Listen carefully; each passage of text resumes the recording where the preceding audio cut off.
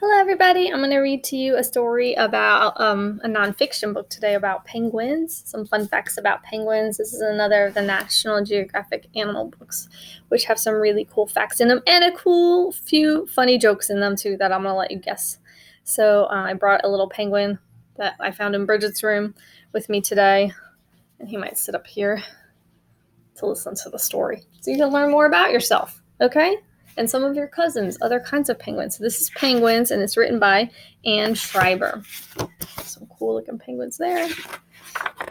Oh, there's a table of contents, and it has a whole bunch of things that I'm going to learn about in this book. What are they? Where are they? I think that page is probably going to have a map.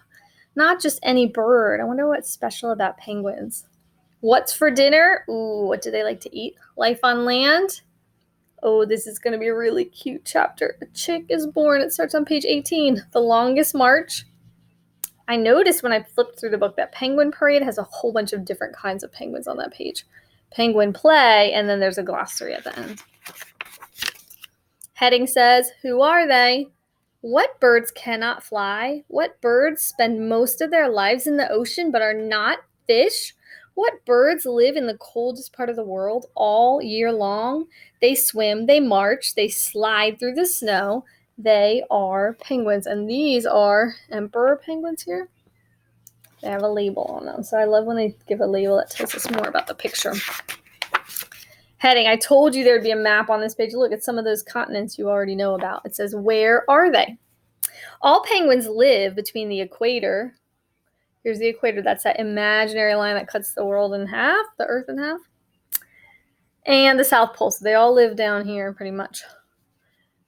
Some live where it's very cold, and some live in warmer places like the coasts of Africa or Australia.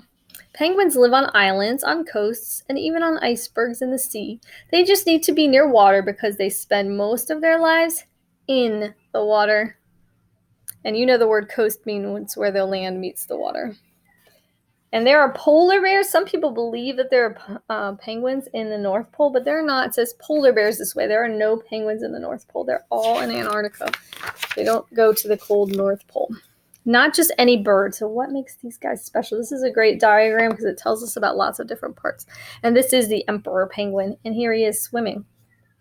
He has big webbed feet for better steering. Remember, that's like a duck where the skin connects the toes. Layers of soft feathers trap the heat, and stiff, oily feathers on top keep the water out. They have big eyes to see underwater. And here, they have stiff flippers that act like boat paddles to push them and steer. So these are powerful and they help them steer. Penguins are perfect for their lives at sea. They have a sleek shape for speed. A layer of blubber keeps them warm. So under their skin, they have that thick layer of fat to keep them warm. Oh, I see a joke. Are you ready? I'm not going to show it to you because you can read the answer. What did the penguin do when he got upset? You ready for it? He flippered out. Instead of flipped out, he flippered out. Very funny. And I learned something new on this page about why their colors are the way they are. Their black backs make them hard to see from above. Their light bellies make them hard to see from below. But it's their strong, solid flippers that help them escape predators and get where they want to go. Penguins can swim about 15 miles an hour. That's like a very slow car. When they want to go faster, they leap out of the waters as they swim. It's called porpoising because it's what porpoises do. So did you know that they see them porpoising right here in the picture? They're jumping out of the water. And then, here we go. These are called Gentoo or Gentoo penguins in this book, on this page. And it says, a predator is an animal that eats other animals. Okay, there's a joke at the top. Ready? What did the penguin leap out of the water by accident? No, he did it on purpose. Because they porpoise, he did it on purpose. Oh, that's so funny. Oh, this is the page all about what they like to eat, their diet. This is called What's for Dinner. Life in the oceans is fishalicious. Penguins eat a lot of fish. They have a hooked bill or beak to help them grab their dinner. Barbs on their tongues. It's like little something sharp and pointy like a hook, and you can see it really well in that picture. See the barbs? I didn't know that either.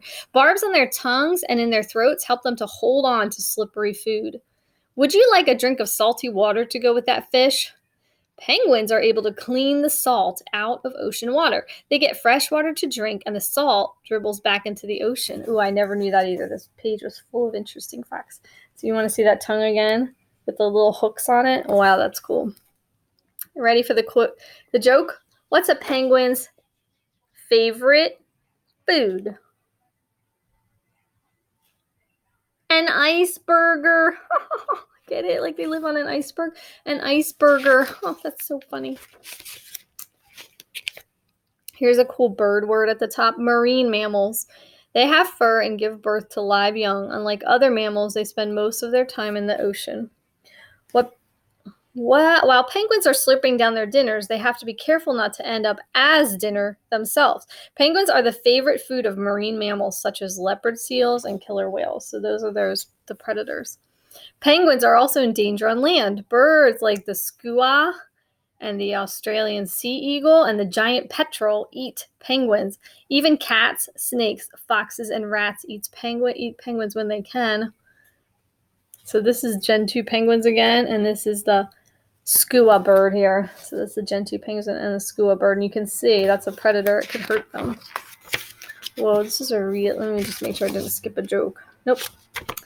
Heading here says life on land. So it said at the start they spend most of their time on water, but they come onto the land. And look at all those penguins. This is a colony, a group of animals who live together. So a group of penguins is called a colony. On land, most penguins live in a large colony with thousands or even millions of other penguins. If it's cold, they huddle together. See, like this one, the king penguin huddle. If it's so warm inside, a huddle that penguins take turns moving to the outside to cool off. They get too hot. Penguins march together to get to their nesting grounds. Once there, they wave, strut, shake, call, nod, dance, and sing to find a mate. Most penguins stay with their mate for many years. So did you know that when they huddle, they have to come out of there because they get too hot? That's so crazy. Oh, are you ready for cute? Let me just make sure I didn't skip. Nope, no joke on that page. Ready for the heading? A chick is born, and look at that little fluffy little baby chick. Most penguins lay 2 eggs at a time, but often only 1 egg survives. The mother and father take turns keeping the egg warm. When it hatches, the parents keep the chick warm and fed. After a couple of weeks, hundreds or even thousands of chicks wait together while the parents go back to the sea to find food. As the chicks wait, they are in constant danger from skuas, eagles, and other animals. And these are Adelie penguin chicks right here. Here comes a joke. How was the penguins' walk to their nesting grounds? How was that walk they took to the nesting grounds? It was excellent, right? Because they were going there to lay eggs. So silly. Oh, look at this. This is a king chick. Finally, the parents return with food. They have to find their chicks in a huge crowd of baby birds. How do they do it? The baby birds sing special songs to help their parents find them. In a few months, the whole family returns to the sea. And you can see here's a Gentoo feeding a chick, and they just put their mouth right on the baby's mouth and kind of spit up the food. All right, ready? What did the mother penguin say to her crying chick? Stop blubbering. Because penguins have blubber, get it? So this is a Gentoo chick, and this is a king chick, in case you didn't remember on that page. This heading says the longest march, and that's a really cool photograph of them all lined up. Those are emperor penguins in that photo. For the emperor penguins, getting to their nesting grounds is hard work. Their home is Antarctica, the coldest place on Earth. Emperor penguins nest much farther from the ocean than other penguins. They must march for days and nights through snow and wind. After laying her egg, the female gives it to the male. He will keep it warm in a flap under his belly. Unlike other penguins, the male emperor cares for the egg by himself, while the female goes back to the ocean to find food. So it's a little bit different. They take turns. The dad has to hold the baby first, the baby little egg, and then when the mom comes back, he'll get a turn to go get food. The mother is gone for more than 4 months. Wow, that's a lot of time not to eat. The father huddles with the other male penguins to keep himself and his egg safe and warm. During this time, the father eats nothing but snow. Wow, he must be really hungry, right?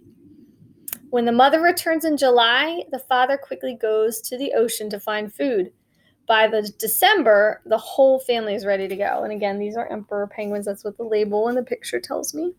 You ready for a joke? There's one at the top. Who is the emperor penguin's favorite relative? So relatives means someone in their family. Who's their favorite person in the family?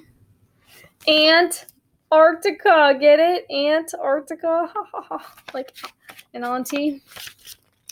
All right, and I remember I told you the page that says Penguin Parade has all sorts of different penguins on them, from the smallest, and then I think on the next page you're going to have some of the largest. So we'll start here with the smallest. Is the fairy penguin. They're only 16 inches tall. Fairy penguins sing more songs than any other penguins. You can't really see that. There's the fairy penguin. The Galapagos penguin is 18 inches. The Snares penguin is 21 inches to 25 inches, same as the rockhopper, 21 inches to 25 inches.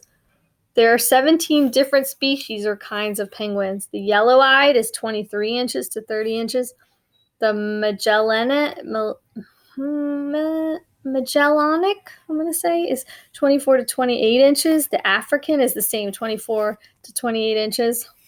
But the African one, it says, these penguins are the loudest. They sound like donkeys. This one right here. The erect crested is 24 to 26 inches, and the Fiordland is 24 inches. So, wow. They're about to get bigger. So 24 inches is about 2 rulers high. And here they're getting bigger and bigger. We'll start with this one. The Royal is 24 to 28 inches. The Macaroni, that's one of my favorite because of the cool feathers on the top, is 21 to 26 inches. The Adelie is 22 to 26 inches. The Humboldt, he has cool polka dots on his belly, is 22 to 26 inches. Here's the chin strap. See, it looks like he has a little strap around his chin like he's wearing a hat.